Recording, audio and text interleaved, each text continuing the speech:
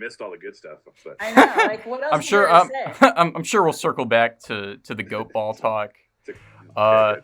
But anyway, so yeah, I'm like really just fascinated by you guys and just like the band P. Like, okay, so first of all, like the first question that I'm sure is on everyone's mind, why P? Why was it called P? I what do you call it? Recuse myself. Jim, why don't you take this? I thought Andy always had the best answer to this, is that it's a good acronym for potentially egregious error. No, that is good. Hmm. That's why we put the periods in for sure. Yeah. So why did we give ourselves that hideous, terrible name in the first place, Jim? Well, I think last time we worked together, didn't we, like all bands, Kelly and I were playing, this is before Tiber Andy, but we were the first incarnation of the band, and we had a show and we needed a name for the band, and we threw names around, and I think I've been blamed for making the suggestion, but she concurred, and then the name was born, and then it seemed appropriate at the time, but then we got quickly tired of it, but then it just stuck, because then people continue to come to see your shows, or they like your band, and it stuck. And so this was always a dialogue through the whole course of the band, of changing the name of the band. Like, I don't think, I mean, the only true, I don't think there's a single time we ever got together where it didn't come up. the only two true innocent parties are Tiber and me. Oh, that's good. That's a good answer. Yeah. We really, However, Andy, we did choose to join a band called P. well, not only that, I blame you for the periods, for the dot. I think the periods helped. Oh, tell us more about that. Well, I also came up with Miracle Research Center staff, which I still stand by. We were going to change our name to that. That was inspired. That would have been a good choice. I mean, in Jim's defense, my other band had a band name I didn't like, and the exact same thing happened. We had a show in a week, and they wanted to put ad in the weekly, and they're like, "What's the name of your band?" And you sort of just have to come up with whatever you got, Yeah. But back in the day, it wasn't that. I think the two big things were, like, we kind of hoped that it would be like all the other terrible band names, Flaming Lips. What a terrible band name, but you don't even think about it now. You're like, oh, Flaming Lips, they're a cool band. Mm-hmm. Butthole Surfers, same thing. Blah blah blah. I think the only real drama for us was that there was another band called P that was like had Johnny Depp in it, and the guy from Butthole Surfers, and that right when we were sort of coming up and like labels were interested, was exactly the same time that Johnny Depp's band P started playing. So people would come to our shows and be like, "Where's Johnny Depp?" There can only be one. Is that where the periods came in? That's maybe part of it. Well, I think that, it came later in practice, but the conversation around changing the band name was around there from the very beginning, and we just never came up with anything that we stuck with. Otherwise, yeah, like Jim was saying, at that point we were playing tons of shows. We were going on tour. We put out records. It was kind of a tough thing to just start over with a new name. Yeah, I mean, I think like ultimately it's aged pretty well, because it's like just really intriguing. Like it just caught my attention when I saw the cover. It was like, there's this band called P. Like, I need to check this out. At the time, there was also a band called Fuck. Mm-hmm. That we did a split 7-inch with, I think, through a zine. At one point, so it was just it was. We weren't really. It was a different time. It was a different time. And we weren't really thinking about. We were really thinking about it, but then we got saddled with it. I mean, Fuck got signed to Matador, so it wasn't unprecedented. So, but yeah, I don't think any of us really ever loved it, but we just sort of sucked it up. Yeah, and musically, it's like really interesting too, because people online who talk about it label it as like Midwest emo, but like you guys are like a California band from like the 90s, like before a lot of like Midwest emo and stuff came out. So like, how would you even like categorize your music? Was there like much of a scene for music that sounded like that around that time? I think Andy always wanted to be Midwest emo. We I always think Andy loved going was. to the Yeah. Midwest and always had some amazing shows there with like some of the nicest people. I mean, it is the Midwest, Yes, but like, totally. those are some of our best shows. So, sure. I mean, I think timing wise, we did play with like. I think it was just because who we played with. Like we played with, Boys Life and Giant's Chair and a lot of, and what's Jimmy Eat World and like bands that were Right. of that era. Would you So call it's like- would you call Sweep the Leg Johnny Midwest? Oh emo? yeah, Sweet the Leg. I would call them emo, math rock, whatever. But Mhm. but I think we were sort of more in the California, San Diego tip, like Heavy Vegetable and 3 Mile Pilot, and up here would be like Creeper Lagoon and I don't know bands like that. The Mises, I guess. Carlos. Cars Get Crushed, I guess, were pretty emo, and they were kind of contemporaries of ours. Mm-hmm. Trackstar had an emo aspect. Trackstar. Yeah. I mean, my other band also got called emo all the time, and I don't think either band was very emo. It's just was sort of the timing and who we played with and where we played, and Yeah, Knapsack. yeah, They were around. There's just that was what was going on. yeah. Math we can own though. I feel confident that Math? we can own. Math, yeah. Yeah, I Yeah. mean, I always described our band as math pop or grind pop or something because the songs were real short, had 1 million parts, they're weird time signatures, so it seemed more like we fit more in with like math rock and And I think the Yeah. math stuff for me came out of like Bastro, Drive Like Jehu, like we were contemporaries or like those bands, and that's where that came from. And then I think it was kind of a byproduct of like the way that you would syncopate your drums to the guitar riff, and then that would just lead to basically math from there. or we would have two really We disparate. never really wrote it to be super math. It was just hooky from our standpoint. Yeah, or we would often have like 2 disparate parts, and to put them together, they like one was here and one was here, so you'd have to go like doo, doo, doo, doo, doo, to get the 2 parts to connect. Yeah. So instead of just going part 1, part 2, you'd go part 1, do do do do, pause, do do do do, part 2, or it's like something like that. But I do think the name, when we're talking about the name, I do feel like to our detriment, that was something that kept, like, I think that band fit better with the bands Jim's talking about sonically, like Drive Like Jehu, Bastro, all the Chicago bands and stuff. But the name kind of pushed us into the sort of like skippy kindercore. Yeah. Not that there's anything wrong with that, but Mhm. twee. It made it seem more twee than it was, I guess. Yeah. And I mean, I think a lot of the best math rock is like that, where it like kind of just happens to come out that way. Because I think a lot of math rock kind of overemphasizes the rhythms, and it kind of takes away from a lot of the songwriting. And that's part of why I think P is so interesting, because I think it just comes off sounding really cool. I think Kelly, you brought a lot of the melody into the otherwise, like Andy and I had kind of more of like the metal-y, there's a little bit of a metal influence, like, or a proggy Mm-hmm. thing that we had coming from San Diego in the early 90s, late 80s, early 90s. But you had Kelly really brought a sense for melody into it. Anyway, that's my. But not twee. But not Yeah. sweet. What's the story behind the cover art of the first album? Oh, I wish I could move my computer. It's that painting's still in my hallway. It's I think is it a paint by numbers? I don't know, but it's a painting I found in a thrift store Of Cyber. and Cypher. Yeah, it's just a thrift store painting I found, and it's been in my / our house for the last 30 years, and it still is in my new house. So Very large. it's not much of a story, but Mm-hmm.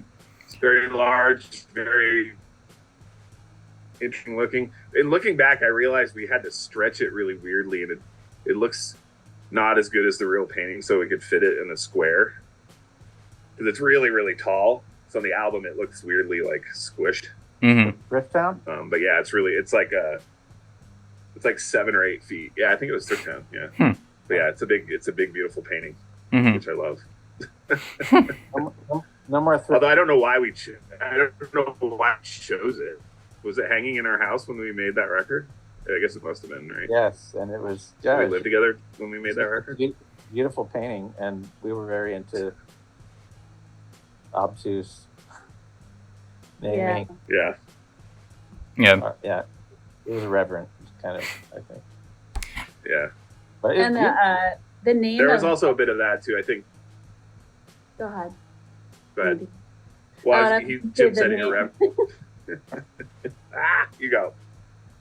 The name of the album came from when we were recording that album in downtown LA, and we would record for a really long time, and then we would just wander around like the garment district of LA, and there were all these really interesting little like toy shops and like dollar stores. And I think that's where we found a fish tank that said "Now more charm and more tender" on it. I could be mixing up my timing, but I feel like I still have that fish tank. Yeah, which has nothing to do at all It with has those little. No, it But it fits. has these little magnetic fish, and they like flip around. But I was gonna say, similar to the emo thing, I think there was like a streak of irreverence that went through all this stuff, like with just like bands at that time, like with song titles and album titles. It was always like kind of tongue in cheek. You know? Yeah. Which maybe definitely, you know, like you have a song like the Uncle, something like these long titles that are ridiculous and silly. It's hard for some people, you know. For me, it always made sense. I'm like, okay, there's humor in it. Like I hate funny music. Like I hate music that's funny, but I like music that has a sense of humor. Yeah. But I think it's kind of a fine line. Like the music has to come first, and then the humor comes second. I don't like joke rock, but I like Totally. Yeah, well, in San Francisco, at least in the 90s, there was a ton music of made joke by rock. smart, funny people. Mm-hmm. Yeah. Joke rock, costume rock, all kinds of stuff like that. But The music was serious, but everything else about the music except the music was not serious. Is how I would put it. Yeah, but I mean that draws a crowd, that gets attention. It keeps us occupied. Yeah. and I mean, it's important to have fun. Definitely. And if Andy wants to impregnate me with one half of Uncle Tupelo makes that band more fun for us, then so be it. Yeah, I was gonna ask about that specifically, actually, like, because like a lot of the song titles are just really interesting, and they have like random names. Like, are these like just people that you knew? Or are these just like in jokes? They all have stories attached to them. Like Bruce Loves Big Star. Yeah. That is a person we know, and he does love Big Star. No, actually, the song is about a friend of mine and her relationship with a guy who was not Bruce. So the subject of the song is not related to the title. I don't know why, but Bruce is an old friend of mine, and he was a roommate for a long time, and he does indeed really love Big Star. It's all mixed up in my head. And then Uncle Tupelo's song was just because we all really liked Jay Farrar's voice and not Jeff Tweedy. And I don't know, did I think that like if you guys had a baby, that you would have a great voice or something? I don't remember that. Yeah, it was something like that. Yeah, I don't know. And then we did funny stuff like have both of my bands have songs with the same title, which I don't know why we did that either. But that's pretty funny. I don't see a lot of bands doing that either. So yeah, I think it was a lot of just making it fun for us and things that we thought were fun. Yeah. Whether other people did or not. Like I hate all vegetables. Like, do you guys hate vegetables? Oh, that is a very specific set of references right there. Ooh. So we love Heavy Vegetable. They were sort of coming up at the same time we were. We were really inspired by them. So that's that's sort of one part of it. But also, Andy really does hate all vegetables, except for corn, specifically. Oh, that's the one. Although in the context of the song, it was I hate all vegetables except for heavy vegetable. So.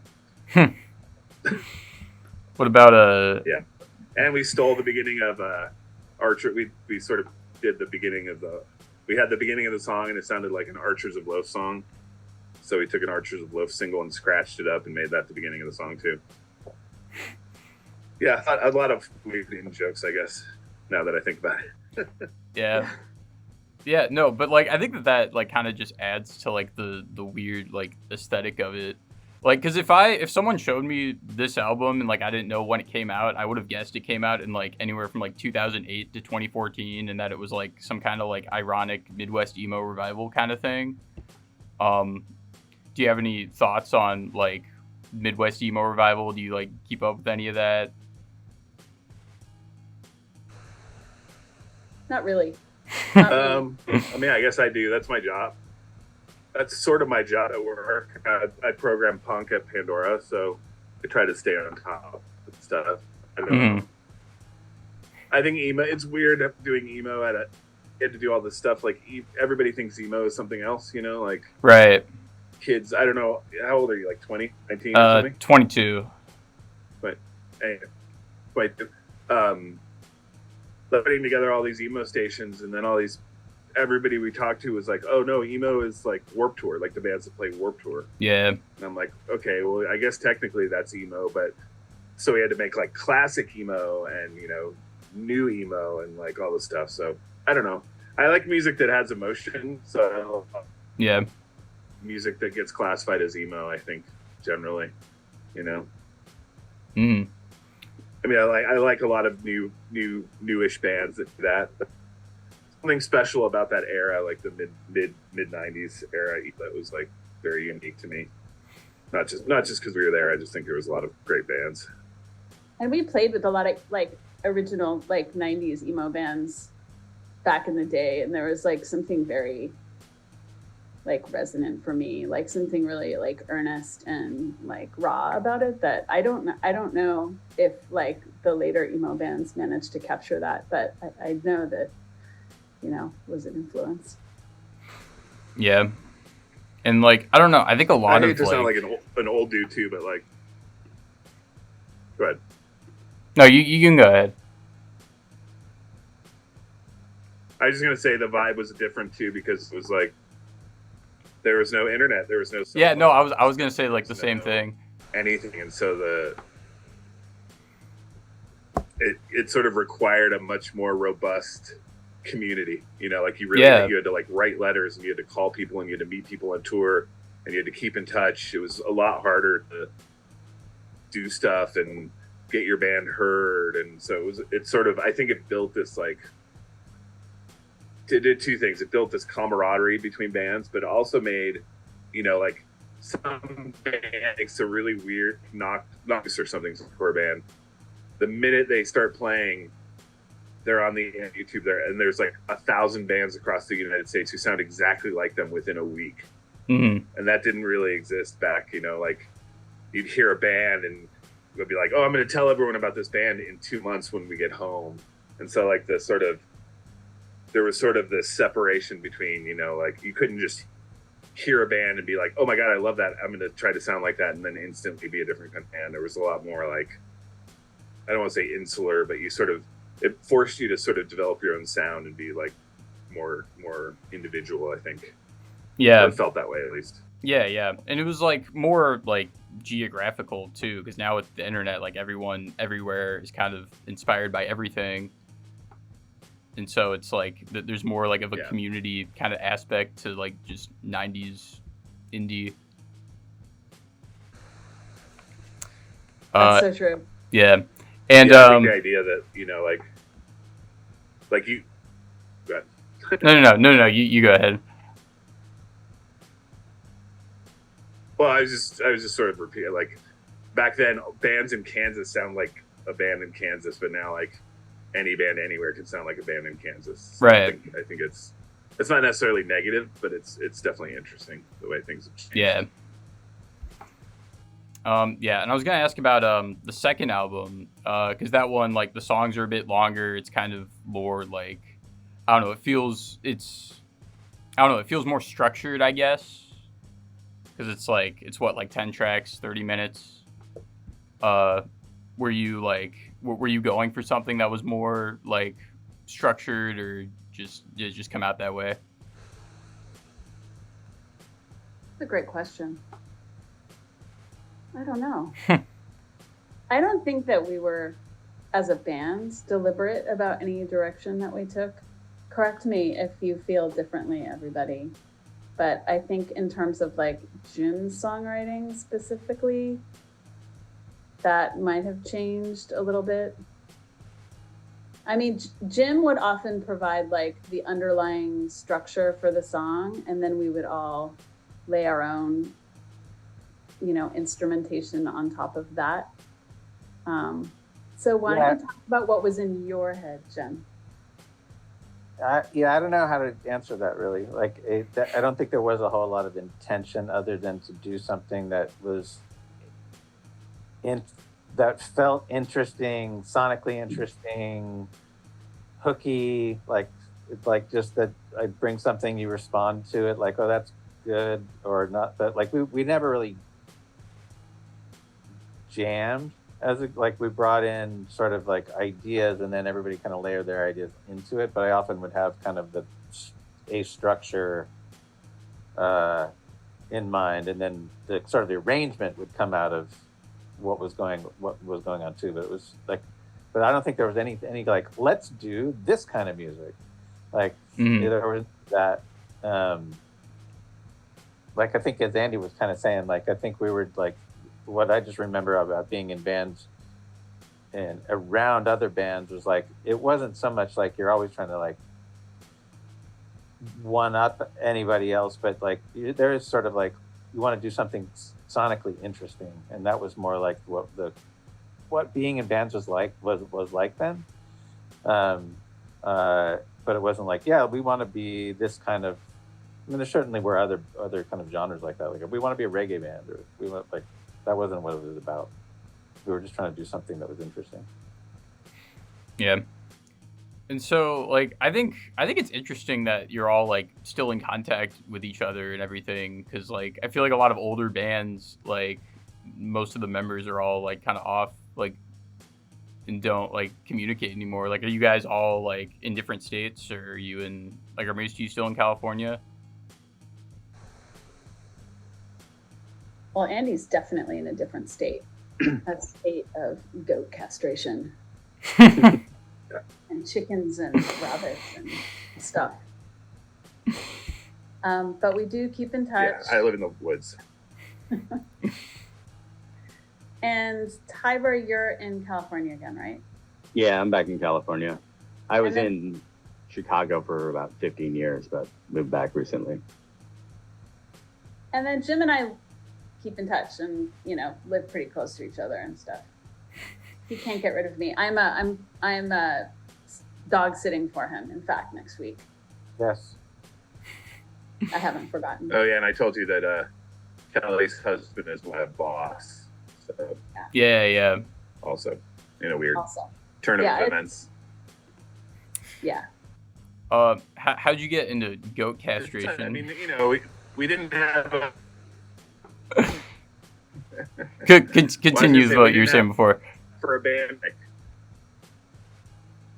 we didn't really have a dramatic breakup, So I barely even remember what happened, but we just sort of stopped playing. It wasn't like we hated each other, we were fighting or anything. We just stopped doing it. So there's no reason. There wasn't any reason to stop being friends. I think that was the idea.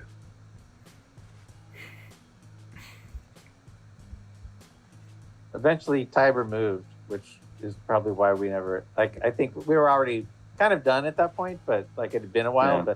But then when you moved to Chicago and we hadn't been active, like Tiber and I kept playing a little bit after we had stopped playing as P. And like what I remember about ending was that we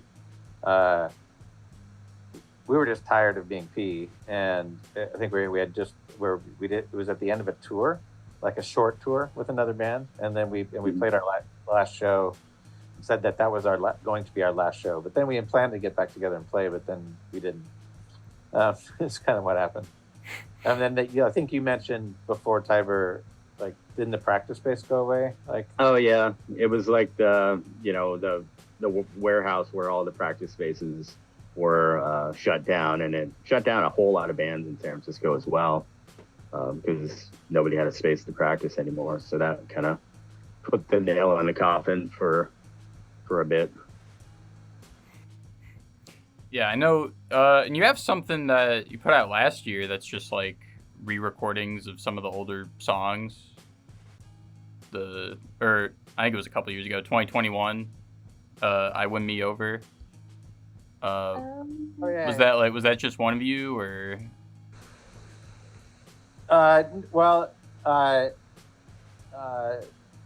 Jack from March found that was a recording we did in like 1995, or I want to say 1994, that we did with Gar Wood down in San Diego. He had just like an 8-track studio, and that was just before we recorded the first album in LA, and we used a bunch of that stuff on like 7 inches. And anyway, then Jack sent me the DAT because he was moving and he found this DAT recording. And so, and then Andy knew this. I think, Andy, you could probably tell the rest of the story, about Death Bomb had they Brian, put it out, right? Yeah, this young guy in LA was just like the number one P fan. He had something. He either had something to do with that band. Remember that band Jackass? Yeah. That had like a 12-year-old girl playing drums or a 10-year-old girl playing drums. Brian was either in that band or had something to do with that band, but he pretty like great record label called Death Bomb Arc that does a lot of weird hip hop and a lot of weird punk rock. And he just he always loved P.E.E. He always loved Dave Minor Forests like crazy. I don't know. I think he asked us to be on a comp or something, and then that was right around the same time the DAT showed up, and we were like, "Hey, do you want to just put this out?" And he's obsessed with tapes too, so that's not much of a story, but but yeah, so it's like an old demo. Yeah, I threw that thing we were talking about before. Evermind, I just threw a chat the band that Jim and I did a few years ago that has a little bit of a P vibe. Yeah. Awesome. I'll check that out. That's sort of like, we just kept playing after we did our reunion, and then Alan Moon played in a bunch of bands in the Bay Area. He joined us for bass, and so that was for a couple of years, I'd say. Like, then that stopped kind of in a similar fashion of like Alan's bass rig blew up, like, and then he quit the band the next day. And we just never got back together to play again. Yeah, we talked about it, but I don't know, we never did. Mm-hmm. I think Alan had another band. I think he was just overextended. Yeah, he still plays. I still talk to Alan from time to time. He's been in a lot of bands. Yeah. Are any of you in any bands currently? Not me. No. Andy is. I'm in 2. I can send them to you. We don't need to talk about it.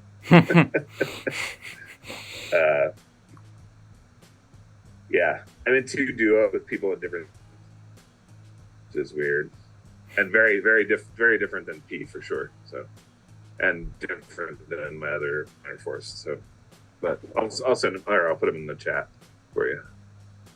Sweet. Anything else you want to add? It's good to see you all. Yeah, it's good to see you all. Yeah. This is a lot easier than getting together and playing.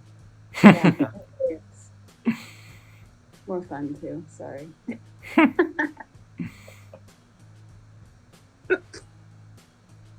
Harsh. I'm But maybe true. kidding. I mean, all that moving amps around and like having to get a van and it's just kind of a hassle. Can Still be. do it sometime though.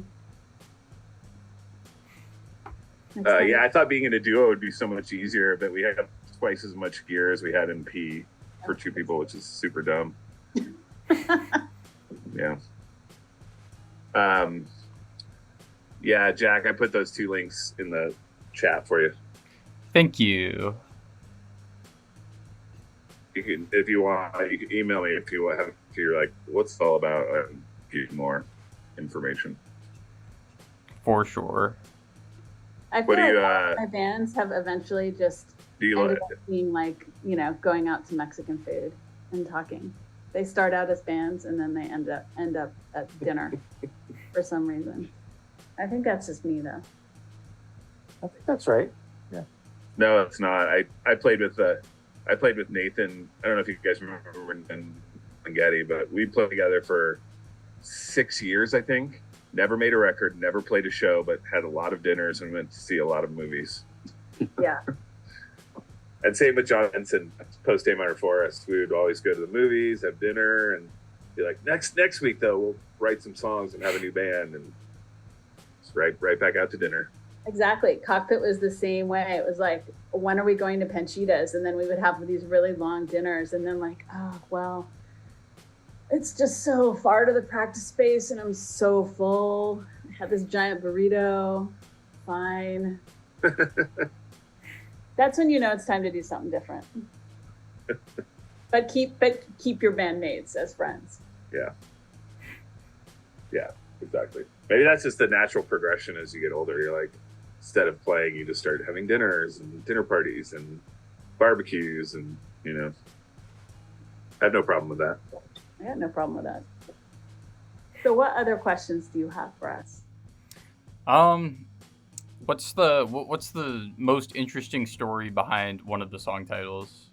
Like, is there like a particular one that stands out, like that you think of immediately?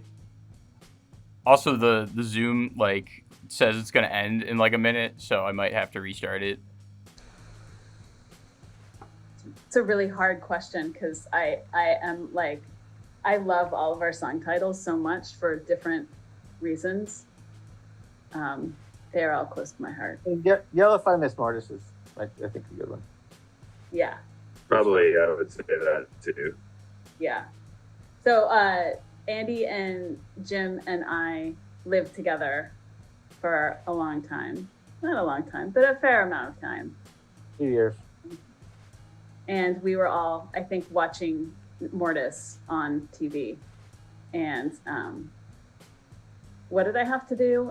I think I had to like go to the bathroom or something. Yeah, and it was like a lot of shots of like Mortis is this like creepy dungeon synth troll guy who makes like keyboard music, and the video is like 40 minutes, and most of it's just like stairs, a wall, the sky, and we were all waiting. I think we were waiting to see the person Mortis himself. It took so so when long. Kelly went to the bathroom. Yeah. She was Welcome I see back. me. I don't know. How's it go? Still laying down, but awake. So that's good. Yeah. He was kind of being, we were hoping that he was being a real asshole. So I think fixing him will help. So Calm him which I think down. it will. Yeah. Fuck that fucking goat. Oof. How did you get into castrating goats? I moved up here to start an animal rescue. And so these were the first that we rescued. There was these neighbors of ours that were homesteaders, and they got kicked off their land, and they are moving to Arkansas. So we adopted. They had 3 goats, a bunny, and 10 chickens, and so those were the first animals we rescued. And I've never had goats before or chickens, so it's sort of like a good practice run.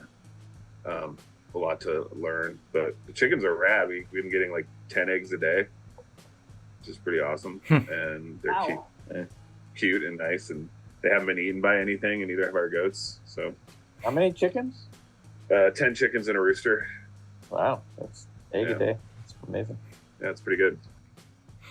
Yeah. I think before we were talking about Joaldo and the story behind the title of the song. Yellow if I miss Mortis. Yeah. I think we got to the end, right? Probably. Yeah. And then it got cut off. Yeah. What about IHOP? I think that's the most popular one. That's the one with the most Spotify plays. I wrote that song for Andy. I don't know why it's called IHOP though. Is that because of the? I had this theory about IHOP. Well, it's not really a theory, but on tour, you would see an IHOP and you would get really excited, and you'd be like, "Oh shit, IHOP!" and you'd stop, and then you'd eat there and you'd be like, "Oh fuck, IHOP is terrible. That was awful."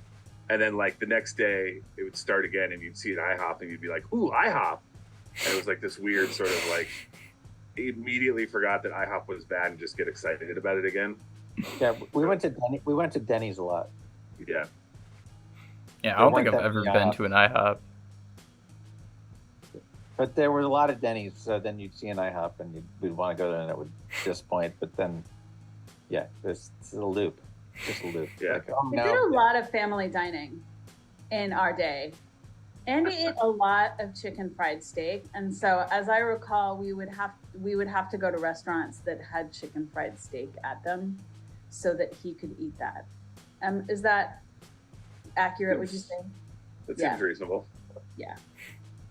And so IHOP did not have chicken fried steak, but it did have the international, what was it, Passport, which was really good.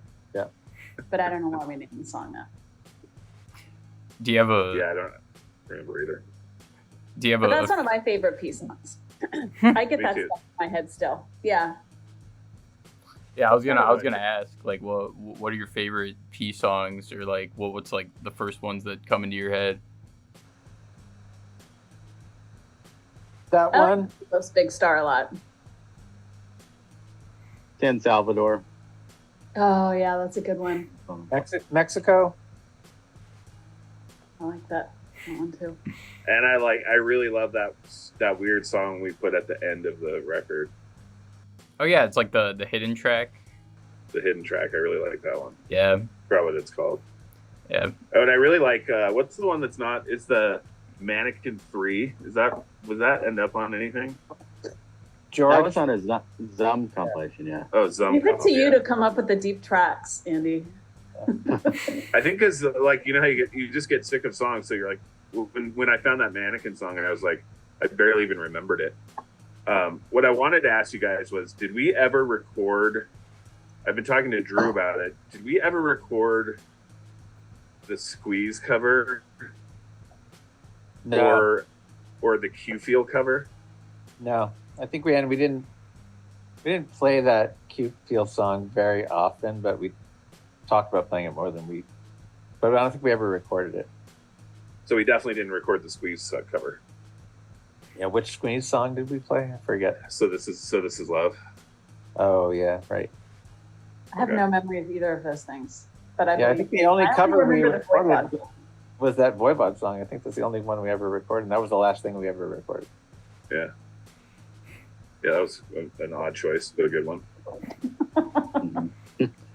I think it's interesting that hidden tracks like kind of aren't a thing anymore because of streaming and stuff. Like you can't really do it anymore.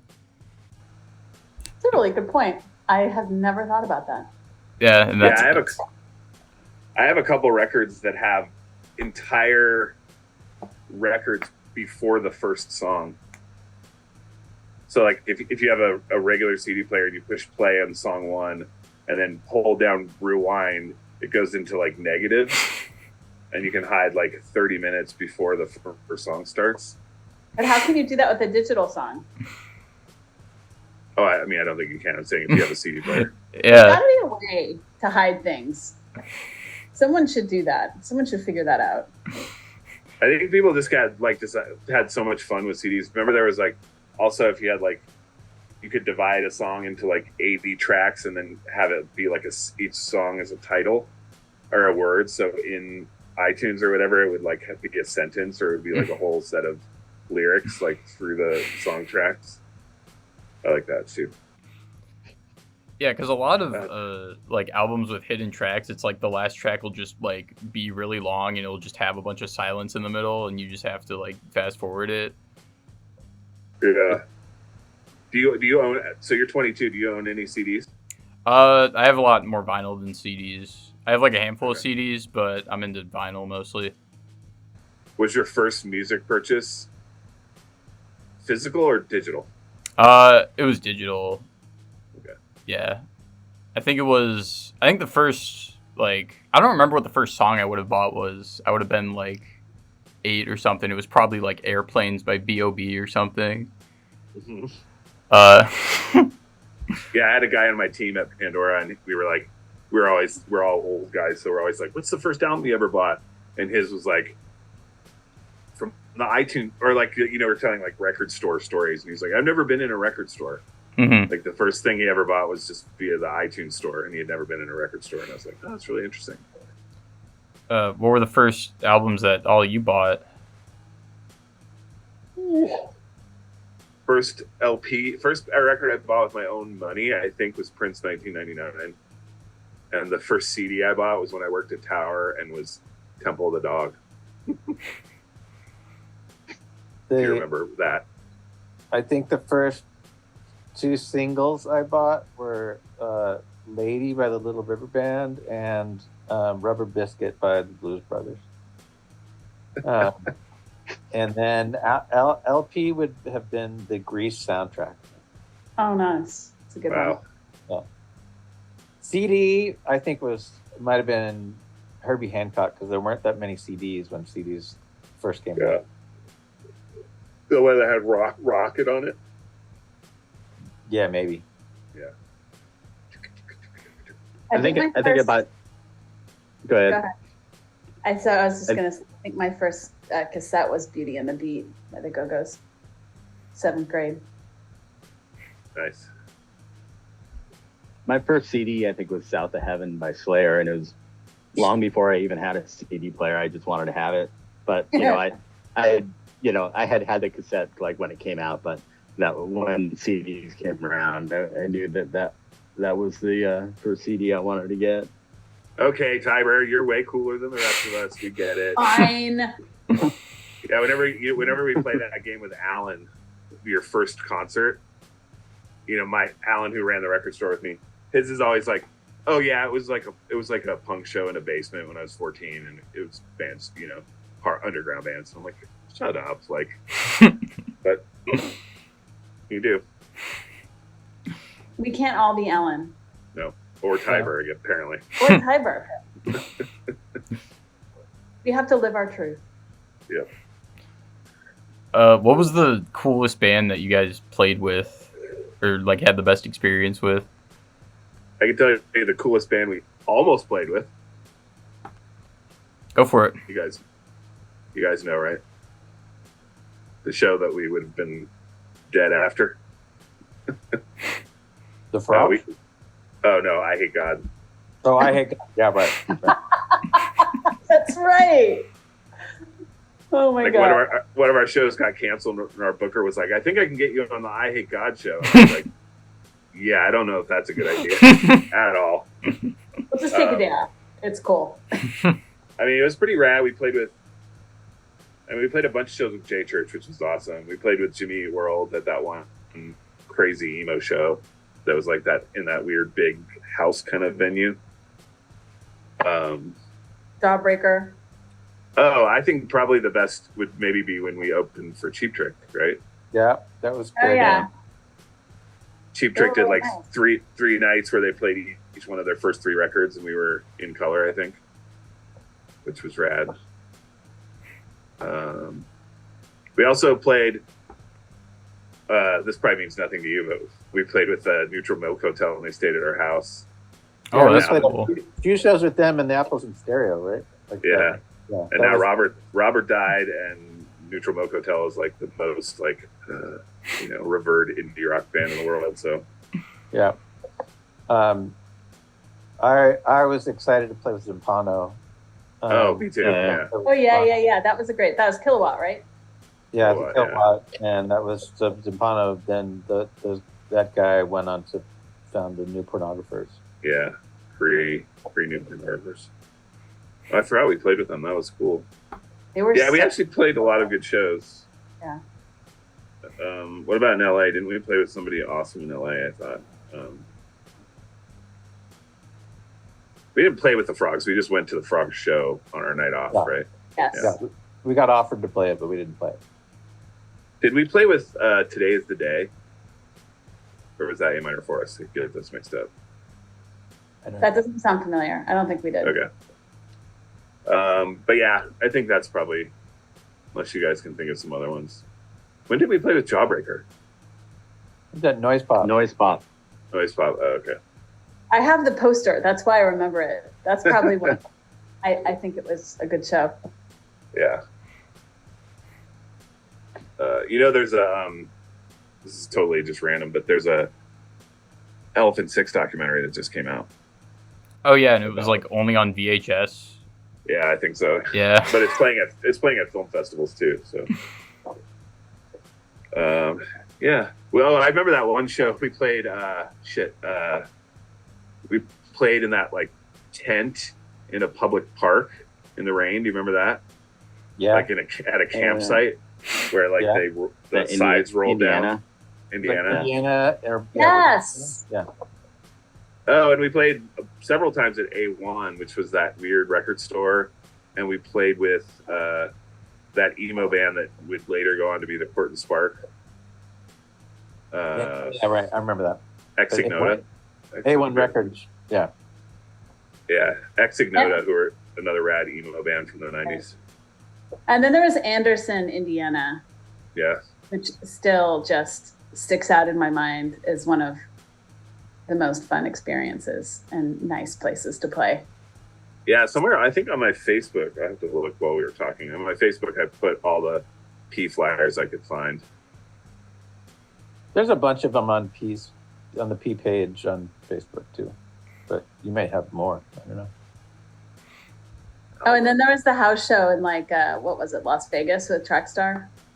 Oh yeah. Oh yeah, that was fun. That was when we were doing we would take turns. We set up together and we would play one song and then they would play one song and we were kind of like dueling.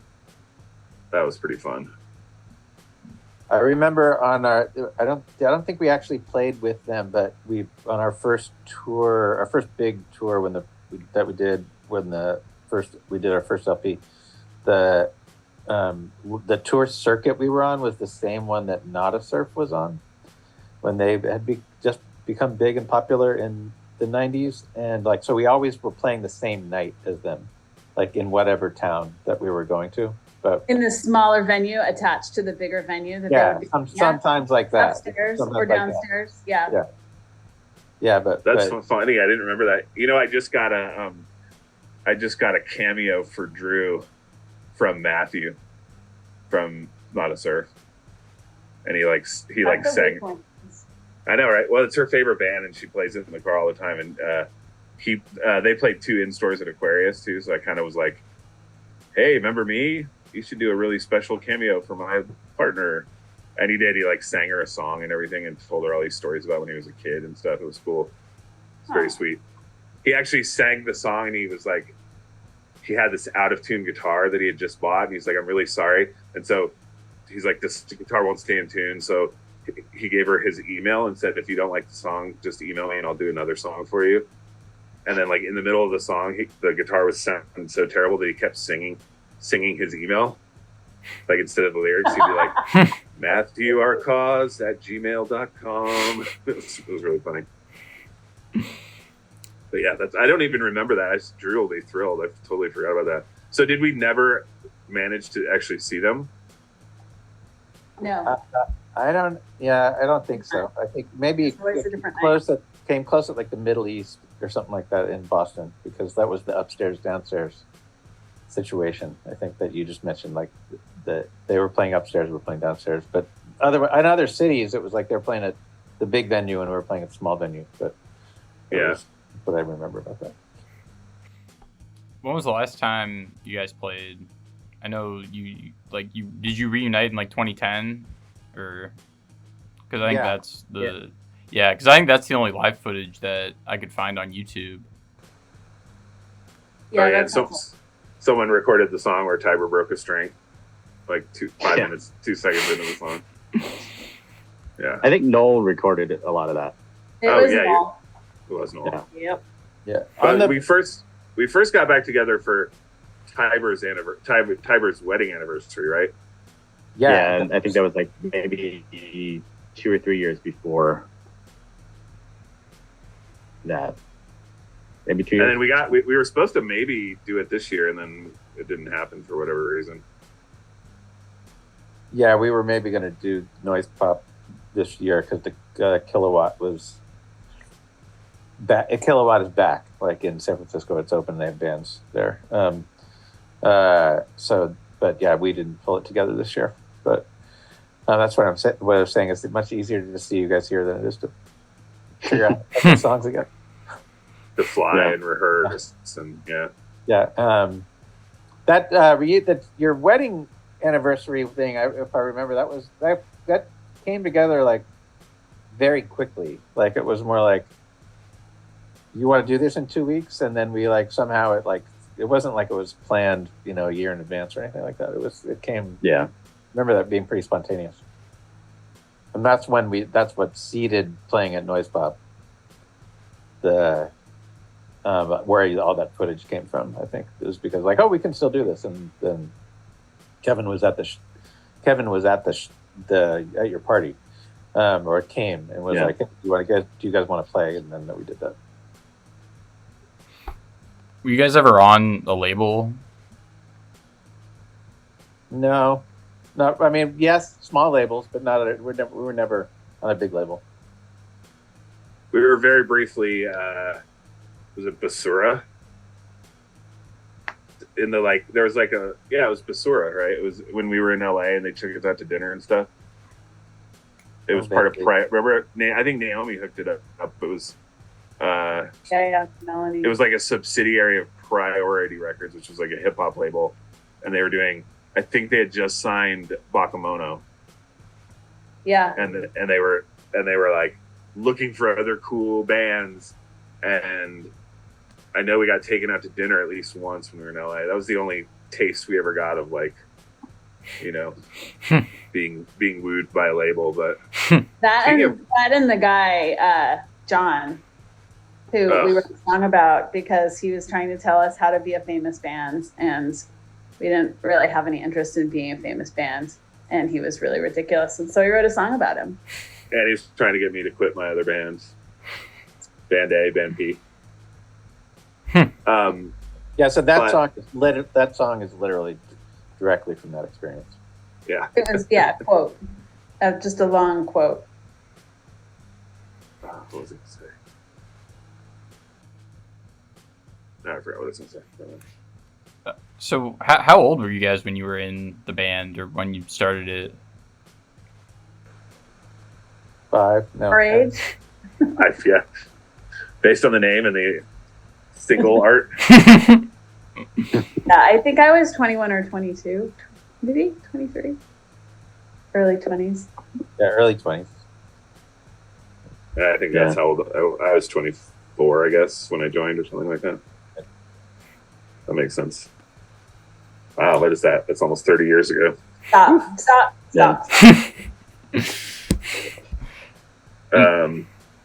So what's it like to be 22 or 22 years old? Is it fun? It's pretty fun. I'm having a good time.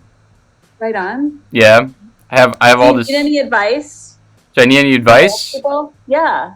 Old people. From old people, I can totally give advice. Just lay it on me.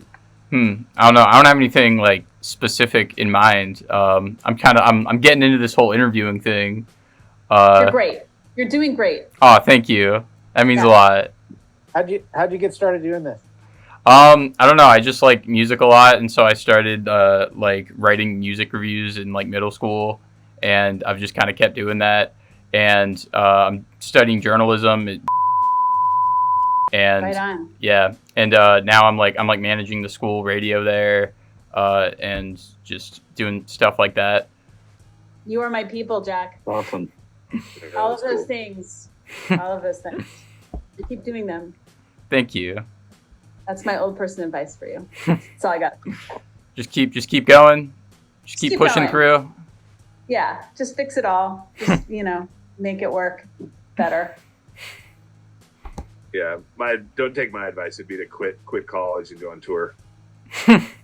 So, Live in a van. Yeah. live in a van for a few years. Build some character. I wish. I mean, I'm not like, if I was like good enough at making music, like if I practiced music more. I had this idea for. I think we might have talked about it for being in a non-band band, where you make tons of merch, and you just travel around and go to other bands' shows and go in and set up your merch table next to their merch table. And you just go, you like book a whole tour and you tell people what city you're going to be in. And all you do is just go to shows and sell your own merch, but you don't actually play in a band. Then you kind of get the same experience. You get to like sleep in the van and go to truck stops and meet people. You can't sell any music at the merch table though. No, just t-shirts and patches. Yeah, I mean, if you have a good enough name, good enough logo, like. Yeah. I mean, I saw some compilations. Maybe sell some Yeah. compilations that are like where it might be on there. Like the music might be on the compilation too. If I went to a show and saw some random shit at the merch booth, I would be totally excited about it. So Totally. I'm a sucker for that stuff. yeah. I would buy your non-band bands merch, Andy. No, thank you. Yeah, That's nice. or sell it for that matter. Or sell it, yeah. What would you call the non-band band? Oh, that's two. I haven't even named my goats yet. So Yeah, what was that goat album name? Maybe we can just use that. oh yeah. Goat's still drowsy or something. Anything from this conversation is fair game. Yeah. Anything can be made into a really stupid song or band name. You're reminding me that Anyone can do it. We can. You're reminding me that we used to not always like make merch, like make nice T-shirts. Like we would go to thrift stores and get Yeah. T-shirts that way because it was cheaper that way, and then we just like silk screen over whatever thing that we found. That was our merch strategy. Yeah, we had that P screen that if you turned it backwards was 666. Right. Yeah. Yeah. So Yeah, does there exist like fake P merch still? Maybe in my storage unit somewhere there's some T-shirts. Maybe I don't know. I have a couple T-shirts still. I don't wear them. I just keep them at the bottom of the drawer. I still have some 1-inch buttons that with the Pez logo. Oh, nice. That's my favorite one. Those are so good. Every so often I'll like find something with a Pez sticker on it from that era of merch. Yeah, those. Jack, send me your address and I'll mail you one. Awesome. I will do that. Ooh. I actually have to hop off. I'm getting pulled back into work. Okay. Good luck with all those yeah. masks, Tiber. Yeah, we'll do. Have All fun. right. See you guys. Good seeing Bye. you. Nice Bye. talking. Bye.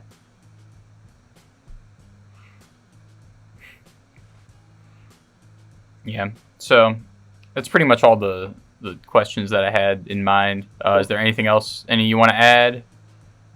Anything you want to say to the people? Hi, people. Hi, people. Nice to see you. Yeah. Thanks for listening or watching or whatever it is. Yeah. And thanks, Jack, for reaching out. It's cool. Oh, thank you for doing the interview. I was surprised at like how easy it was. Like I sent a message to I think just like the P.E.E. Facebook like a long time ago. And then someone pointed out that like Kelly like thumbs up one of the messages and I was like, "Oh, I'll like send her a message." And she got back like right away. And I was like, "Oh, wow, was that easy?" It was that easy. Yeah. There are a couple. I'm glad it worked out. Yeah. There's you mentioned there's only like the reunion show video. There's one video on the Facebook page that's like a clip from a show at the Casbah in the 90s. That's like 2 songs. that's on the Facebook page somewhere. It's on YouTube, but if you need to find it, it's there. Yeah, and I was also going to ask, like, if you had any more footage, like, if you happen to have any footage that I could use. Didn't we do a music video once that never went anywhere, and we stayed up all night in our living room? We did, but I don't have that. I don't know where that is, but that was your friend Dave Pierce that made that. Oh my God, it was that guy? Okay. That would was be definitely pre me. I don't remember that. What? That was pre me, right? No, you were there. You were living in the house at the time. We all just sat in the living room, and it was For Kelso. Kelso, yeah. And we just like sat there and got filmed, and that was and we like literally were there all night with some sort of crew, and then nobody ever did anything with it. I don't even know why we did it, but it would be interesting to see. I feel like somebody turned it into a rough cut at some point. Yeah, I think he had it. He put it online for a while. I haven't talked to that guy in a long time.